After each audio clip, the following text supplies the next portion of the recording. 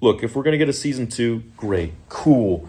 But let's have someone competent write it that knows these characters, loves these characters, and doesn't want to just lick the frickin' piece of fruit and put it back on the stand to say, I did that one. The budget is what really blows my mind. I just can't get over it.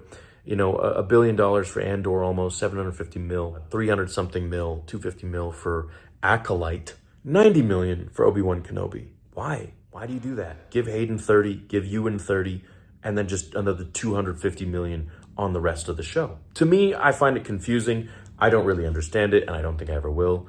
Having interviewed Stuart Beattie was probably a very big highlight for me in terms of just talking to someone competent who I feel could run a lot of story groups at Lucasfilm. The story group they have there right now, I don't feel confident in whatsoever, and I think they probably need to be, they need a refresher on what George Lucas Star Wars is, and I think Stuart Beattie has that definitely in the bag. So are we going to get a season 2? If we do, please just hire some new people, some competent people, people that really care about the story and the characters, just like George did, and continue them along the same path.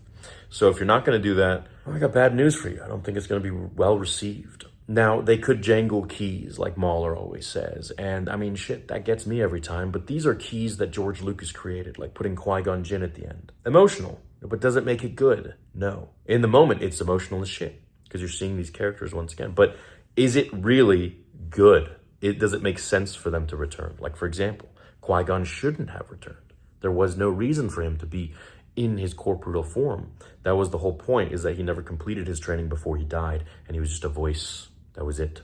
But Disney came along and changed it around. Now, there was a concept in episode 3 when Obi-Wan falls on Utapau during Order 66, and he actually is supposed to speak with the ghost of Qui-Gon Jinn, which would have been cool. But this is how George wanted it. At the end of the film, when Yoda was speaking, he was meditating, he was actually speaking to Qui-Gon, and he couldn't see him because Qui-Gon never finished his training. But Yoda did, and that's kind of the thing, is that Yoda got to complete the training in the afterlife to understand how to bring yourself back as a Force ghost, whereas Qui-Gon didn't because he died early.